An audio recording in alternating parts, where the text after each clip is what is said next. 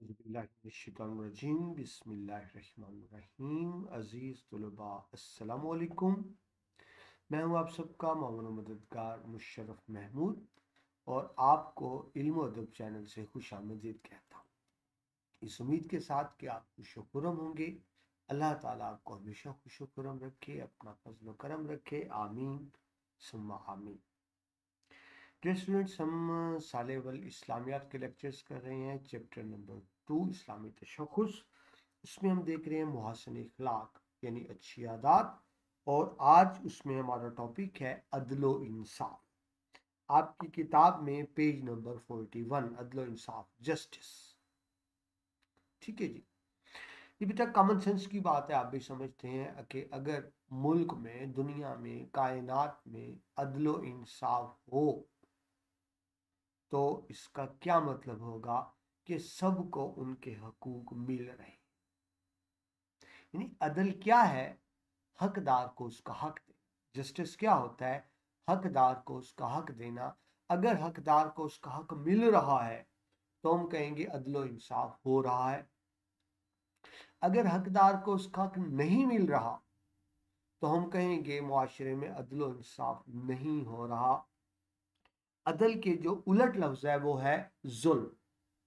यानी अगर मुआशरे में हर एक को उसका हक मिल रहा है तो हम कहेंगे मुआशरा में आदलाना निज़ाम है, अदल पर मुबनी निज़ाम है।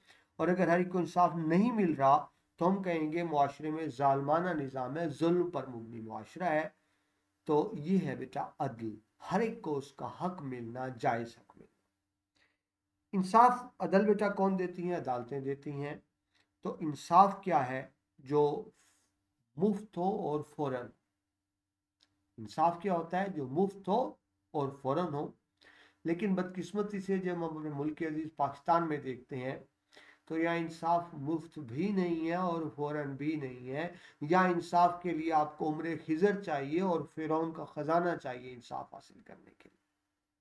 वो लॉ में कहते हैं डिले जस्टिस डिनाइड जस्टिस, देर से इंसाफ देना इंसाफ ना देने के मुताबिक है।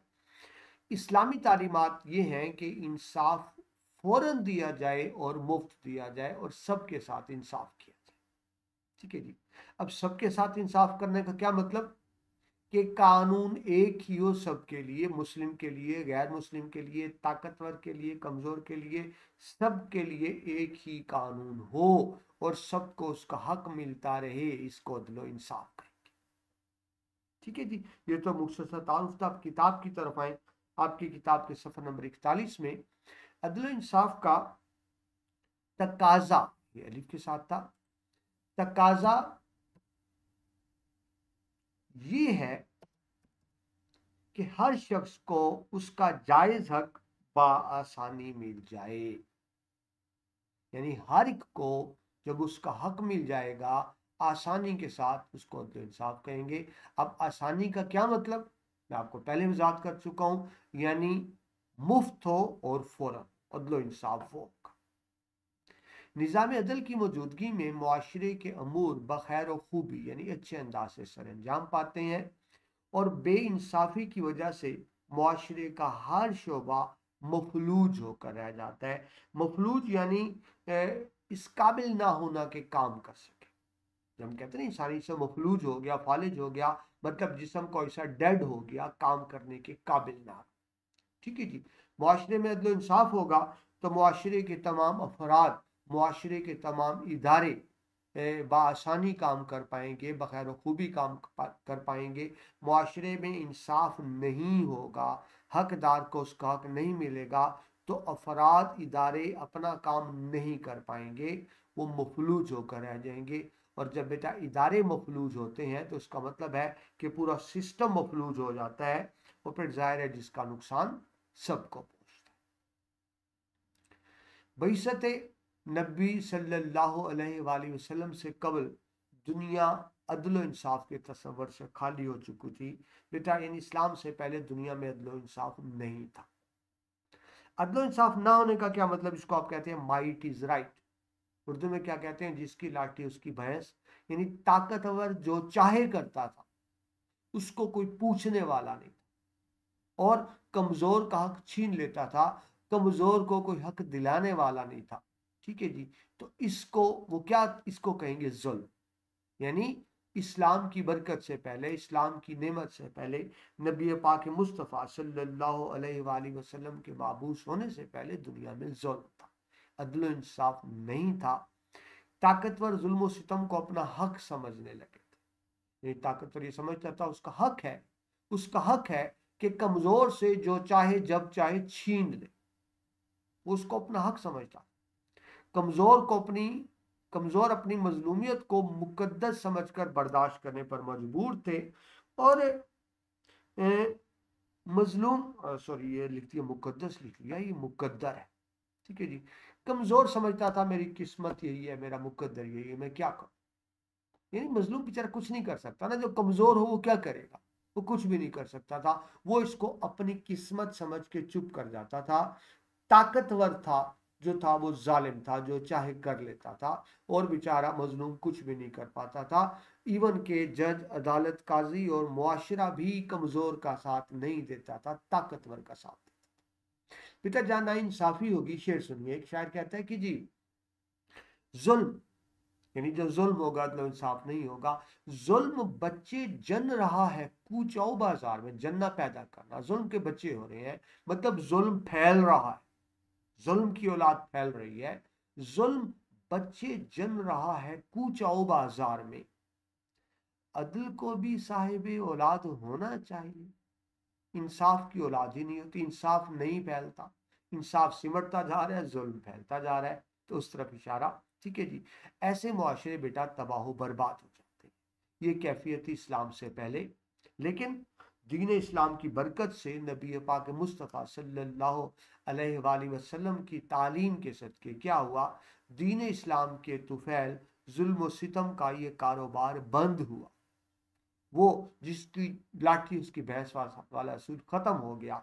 दुनिया अदलो इंसाफ के उस आला मेयार से आशना हुई। आशना हुई यानी दुनिया ने देखा, मालूम किया क्या इस्लाम ने मेयार कायम किया, जिसने रंग व नस्ल और कौम व वतन के इम्तियाजात को मिटा कर रख दिया। जब इस्लाम आया, इस्लाम ने फर्क खत्म कर दिया रंगो नस्ल का। वो गोरे काले का फर्क खत्म कर दिया, नस्ल का फर्क खत्म कर दिया। बेटा अरब के लोग में जो सरदार थे ना, सरदारान मक्का, वो नौजुबिल्ला अपने आप को खुदा समझते थे। वो फिरौन, नमरूद, शद्दाद बने हुए थे। वो जो चाहे करते थे, उनको पूछने वाला कोई नहीं था। लेकिन इस्लाम ने क्या किया, सबको बराबर कर दिया। एक एक ही सफ में खड़े हो गए महमूद और अयाज, ना कोई बंदा रहा, ना कोई बंदा। ये बेटा बात को समझे। सरदारान मक्का ने इस्लाम की शदीद मुखालफत। क्यों मुखालफत की? उनका कहना यह था कि ये हम बुतों की पूजा से हमें ना रोका जाए। वो बुतों की पूजा करते थे, लेकिन असल बात ये नहीं थी। यानी इस्लाम की मुखालफत की असल वजह तौहीद नहीं थी, बुत परस्ती से रोकना नहीं था। बात समझिए, असल वजह यह थी, सरदारा ने मक्का को पता था कि अगर इस्लाम फैल गया तो हमारी सरदारी खत्म हो जाएगी, क्योंकि इस्लाम में तो सब बराबर है। उनको अपनी सरदारी जाते हुए नजर आती थी, इसलिए उन्होंने भरपूर मुखालफत की इस्लाम की। ठीक है जी। लेकिन इस्लाम में नस्ल का कोई फर्क नहीं है, कौम व वतन का इम्तियाज कोई फर्क नहीं। बेटा मशहूर हदीस पाक सब जानते हैं। एक फातिमा नामी औरत जब चोरी के केस में लाई गई और उसकी सिफारिशें आने लगी, क्योंकि उसका ताल्लुक एक मोजस कबीले से था अरब के, कि इसको माफ कर दिया जाए, इसका ताल्लुक बड़े कबीले से है। तो नबी पाक मुस्तफ़ा सल्लल्लाहु अलैहि वसल्लम ने क्या फरमाया था? आपने फरमाया था, खुदा की कसम जिसके कब्जे में जान है, अगर मेरी बेटी फातिमा भी ये जुर्म करती, चोरी का जुर्म था, तो मैं उसके लिए भी यही सजा तजवीज करता, यानी उसके हाथ काट देता। मैं अपनी बेटी का भी लिहाज। और फिर आपने क्या फरमाया कि तुमसे पहली कौमें इसलिए बर्बाद हो गई कि वो अमीरों के लिए और सब कानून होता था, गरीबों के लिए और कानून होता था। तो इस्लाम ने हर तरह के अमीर गरीब, बड़े छोटे, मुस्लिम गैर मुस्लिम, ताकतवर कमजोर के फर्क को मिटा दिया। इसका क्या मतलब हुआ कि अदलो इंसाफ होने लगा। इसका क्या मतलब हुआ कि हकदार को उसका हक मिलने लगा। किसकी बदौलत? इस्लामी तालीमात की बरकत से। इससे पहले क्या था? नाइंसाफी की बिना पर इंसान के मुख्तलिफ तबकों और गिरोहों के दरमियान जो नफरत की दीवार खड़ी हो गई थी, इस्लाम ने उसको मिटाया। मुख्तलिफ तबके, क्या कह लें आप, अमीर गरीब कह सकते हैं, मुख्तलिफ गिरोह ग्रुप, सरदार गुलाम, ये सारे मुख्तलिफ तबके थे। इनमें एक नफरत की दीवार थी। अमीर गरीब को अपने से हकीर समझता था, अपने बराबर का नहीं समझता था। अमीर समझता था अल्लाह ने गरीबों को बनाया सिर्फ हमारी खिदमत के लिए, ये हमारी हमारी तरह की इंसान तो नहीं है, ये सिर्फ हमारी खिदमत के लिए बनाए हैं। और गरीब अमीर से नफरत करता था क्योंकि अमीर उस पर जुल्म करता था। तो जब बेटा इस्लाम में मसावात हुई, सबको बराबर हुकूक मिले, तो जो एक मुख्तलिफ तबकात में दीवार थी नफरत की, हकारत की, वो गिर गई। इस्लाम ने उस दीवार को गिरा दिया और क्या किया, सबको शाना बशाना खड़ा, बराबर खड़ा कर दिया। इस्लाम में सब बराबर है, तमाम इम्तियाजात का खात्मा हो गया बेटा। हजरत बिलाल हबशी रज़ी अल्लाह ताला अन्हो, जो बेटा बड़े गरीब थे, गुलाम थे, हबशी गुलाम थे, और आप जानते हैं इस्लाम से पहले तो गुलाम को कोई मर्तबा नहीं था, और उनको मर्तबा क्या मिला, मोज़न बनाया गया। बेटा बहुत बड़ी फजीलत होती है मोज़न की। बड़े बड़े साहबा इकराम थे मुसलमान, जो बड़े बड़े सरदार थे मुसलमान, लेकिन ये इज्जत किसको दी गई, हजरत बिलाल हबशी को दी गई, हालांकि वो हबशी गुलाम थे। तो ये है किसकी बुनियाद पर, तकवा की बुनियाद पर, नेकी की बुनियाद। तो इस्लाम में नेकी तो अमाल की बुनियाद हो सकती है, लेकिन नेकी के अलावा कोई दूसरी बुनियाद नहीं हो सकती। इस तरह लोगों के दरमियान उनसे मोहब्बत का वो रिश्ता इस्तवार हुआ, यानी कायम हुआ, जो इंसानों के लिए सरमाया इफ्तिखार है। यानी तमाम इंसान एक दूसरे से प्यार मोहब्बत करने लगे, एक दूसरे से काम आने लगे, यानी वो जो उनके दरमियान एक नफरत की दीवार थी वो गिर गई। और वो दीवार किसने गिराई, जाहिर है इस्लामी तालीमात की बदौलत वो नफरत की दीवार गिर गई। इस्लाम वो दीन है जिसने अदल इंसाफ के मामले में बिला इम्तियाज, यानी बिला इम्तियाज कोई फर्क किए बगैर तमाम नस्ल इंसानी के दरमियान मसावात कायम करने का हुक्म।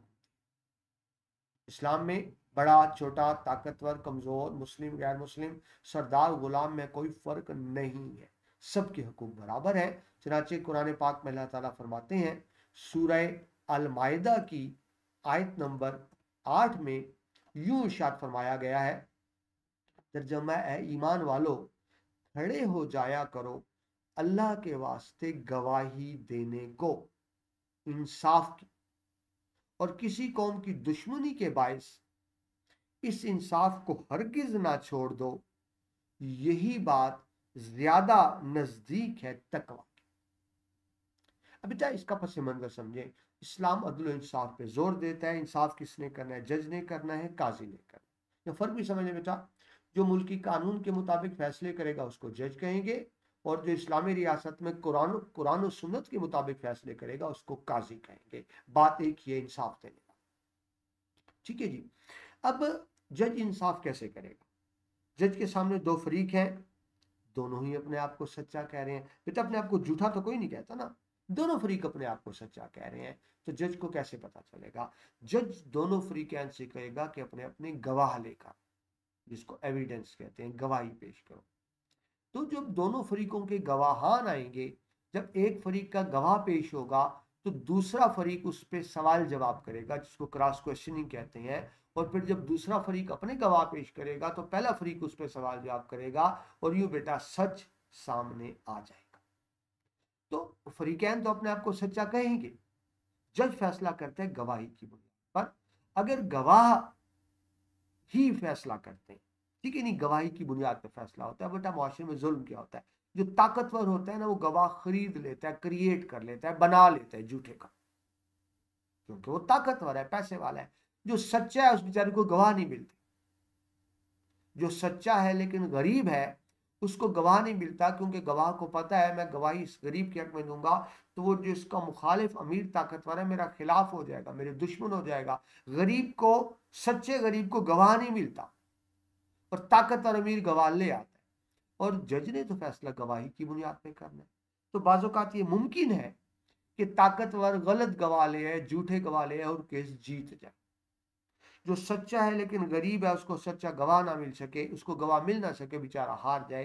लिहाजा कुरान में इस चीज की ताकीद की गई कि ईमान वालों खड़े हो जाए करो, यानी गवाही दिया करो अल्लाह के वास्ते। यानी अगर तुम्हें गवाही के लिए तलब किया जाए तो गवाही जरूर दो, गवाही देने से इनकार मत करो। अब ये बात को समझे, ताकतवर के लिए गवाही देने को तो हर कोई चला जाएगा ना। यह मतलब है कमजोर के लिए गवाही देना, यह मतलब जो मजलूम है, जो कमजोर है, ठीक है, जो जुल्म का शिकार है, उसके लिए गवाही दो, गवाही देने से इनकार ना करो। ये बेटा कुरान का हुक्म है। मैं जानता हूं एक बंदा मजबूर है, वो बेचारा मजलूम है, जुल्म हुआ है, और मैं जानता हूं उस पर जुल्म हुआ है, लेकिन मैं गवाही नहीं देता उसके हक में। तो ये बेटा मैं कुरान के हुक्म की खिलाफ वर्जी करता हूं, मैं अल्लाह के हुक्म की खिलाफ वर्जी करता हूं, मैं दीन इस्लाम के अहकामात की खिलाफ वर्जी करता हूं, मेरे पे लाजम है गवाही दूं। ये मत देखूंगे मुकाबले में ताकतवर है, ठीक है जी। तो ऐ ईमान वालों खड़े हो जाए करो अल्लाह के वास्ते गवाही देने को, इंसाफ की, इंसाफ की बात करो, सच का साथ दो, ताकतवर कमजोर को ना देखो, अपने पराई को ना देखो, रिश्तेदार गैर को ना देखो, दोस्त दुश्मन को ना देखो, सच्ची गवाही दो। किसी कौम की दुश्मनी के बायस इन इंसाफ को हल करना चाहिए। तो बाजू का होता है ना, दो लोगों में मुकदमा है, उनमें एक फरीक है जिसका ताल्लुक मेरे मुखालिफ कबीले से है, मैं कौन इसके खिलाफ गवाही दूं, मेरा मुखालिफ कबीला जो है, तो जाती मुखालफत को बीच में ना लेके आओ, गवाही देते, ठीक है, सच्ची गवाही दो। खा तुम्हारा नुकसान हो रहा हो, तुम्हारे घर वालों का, माँ बाप औलाद का नुकसान हो रहा हो, तुम्हारे कबीले का नुकसान हो रहा हो, तुम्हारे रिश्तेदारों को नुकसान हो रहा हो, तुम्हारे कारोबार का नुकसान हो रहा हो, सच्ची गवाही। क्यों? कि सच्ची गवाही ही बुनियाद है दो इंसाफ की। जज ने फैसला देना होता है गवाही की बुनियाद पर, सो इसलिए खास ताकीद की गई, ठीक है जी। और इस तरह फिर ये भी होता है कि मुस्लिम गैर मुस्लिम है, तो ये नहीं कि मुसलमान सिर्फ मुसलमान के लिए गवाही दे, तो मुसलमान भाई है ना, मैंने इसकी मदद करनी है, नहीं। अगर गैर मुस्लिम सच्चा है और मुसलमान झूठा है, तो फिर गैर मुस्लिम के हक में गवाही देनी है, ये हुक्म है कुरान में, ठीक है जी। रंगो नस्ल की तरह इस्लाम ने तस्वर अदल में किसी किस्म के आला मनसब और मर्तबे की कोई अहमियत नहीं। बेटा काजी तलब कर लिया करते थे सरबराहान को, खलीफा को, और खलीफा यूं ही आके कटहरे में खड़ा होता था जिस तरह मुलजिम और मुजरिम खड़े होते, ठीक है जी। यानी काजी के सामने, अदालत के सामने ताकत मनसब की कोई हैसियत नहीं। नबी अकरम सल्लल्लाहु अलैहि वसल्लम के वो इरशादात आब जर से लिखे जाने काबिल है। आब जर बेटा यानी सोने का पानी, यानी कीमती रूप, जो आप सल्लल्लाहु अलैहि वसल्लम ने कबीला बनी मखजूम, जो बेटा मैंने आपको पहले बता चुका हूँ, बनी मखजूम की फातिमा नामी औरत ने चोरी की थी। वो क्योंकि ताकतवर कबीला था, बनी मखजूम पैसे वाला था, साहिब हैसियत था, तो उसकी सिफारिशें आने लगी। मैं आपको पहले बता चुका हूँ, तो आपने क्या फरमाया, तुमसे पहली कौमें इसलिए बर्बाद हो गई थी कि छोटों को सजा दी जाती थी, बड़ों को माफ कर दिया जाता। और फिर साथ फरमाया, अगर फातिमा बिनते मोहम्मद सल्लल्लाहु अलैहि वसल्लम चोरी करती तो मैं उसके लिए भी यही सजा तजवीज करता, ठीक है जी। तो जो इस्लामी रियासत होती है उसकी खासियत है कि अपने बाशिंदों को हमेशा बेलोस इंसाफ फराम करती है। शहरियों के दरमियान इंसाफ, ये शहरियों का मतलब शहर में रहने वाले नहीं होते, यानी रियासत के तमाम अफराद को शहरी कहा जाएगा, सिटीजन्स कहा जाएगा, उनमें इंसाफ किया जाता है। ताकतवर कमजोर को नहीं देखा जाता, मुस्लिम गैर मुस्लिम को नहीं देखा जाता, इंसाफ किया जाता है सबके दरमियान। और हकीकत में इस्लामी हुकूमत का असल मकसद ही निज़ाम अदल का कायम, असल मकसद, यानी इस्लामी हुकूमत कायम करने का मकसद क्या होता है कि अदलो इंसाफ हो। अगर अदलो इंसाफ नहीं है तो उसको इस्लामी हुकूमत नहीं कहेंगे। यानी जो बुनियादी खासियत बताई गई इस्लामी हुकूमत की वो क्या है कि वो अदलो इंसाफ करते हैं। इसीलिए नबी पाक मुस्तफ़ा सल्लल्लाहु अलैहि वसल्लम ने सुल्तान अदल, सुल्तान यानी हुक्मरान बादशाह जो अदल करते हैं, ठीक है, सुल्तान आदल को अल्लाह का साया करार दिया, जिल्ले इलाही, अल्लाह का साया करार दे दिया। यानी जो हुक्मरान, मुसलमान हुक्मरान अदल इंसाफ करता है तो जमीन पर अल्लाह का साया है, उसकी अतात करना भी उसी तरह फर्ज है अल्लाह रसूल की अतात। देखिए पहली अतात अल्लाह की, उसके बाद रसूल की, उसके बाद किसकी अतात है, वो मुसलमान हुक्मरान जो अदल इंसाफ से काम कर रहा हो उसकी अतात भी फर्ज है। यानी उसकी अतात न करना भी इस्लाम में गुनाह शुमार होगा, बशर्ते कि वो हुक्मरान मुसलमान और आदल हो, कुरान और सुन्नत के मुताबिक हुकूमत, ठीक है जी। तो अदल इंसाफ एक बुनियादी सिफत है। कोई भी अफराद, नस्ल, कौम, कबीला तरक्की नहीं कर सकता जब तक अदल इंसाफ ना हो। पाकिस्तान में बेटा बदकिस्मती से आप जानते हैं अदल इंसाफ नहीं है। यही वजह है कि मुआशरे में खराबियां हैं, फसाद है। अदल इंसाफ ही मुआशरे में खुशहाली का ज़ामिन हो सकता है। इसके लिए हम सबको अपना किरदार अदा करना है, किसी पे जुल्म नहीं करना खुद भी। और अगर हमें अदल इंसाफ के लिए गवाही के लिए तलब किया जाए तो सच्ची गवाही देनी है, अपने पराये का फर्क नहीं देखना, फायदा नुकसान नहीं देखना। इस तरह ही मुआशरे में अदल इंसाफ कायम हो सकता है। दुआ है कि अल्लाह ताला हमारे मुआशरे में भी अदल इंसाफ कायम हो, ताकि मुआशरा खुशहाल हो सके, कि अदल इंसाफ ही खुशहाली की सबब। ठीक है जी, इसके साथ ये लेक्चर कंप्लीट हुआ। अगले लेक्चर में आपसे दोबारा मुलाकात होती है। अपना बहुत सा ख्याल रखिएगा। अल्लाह हाफ़िज़।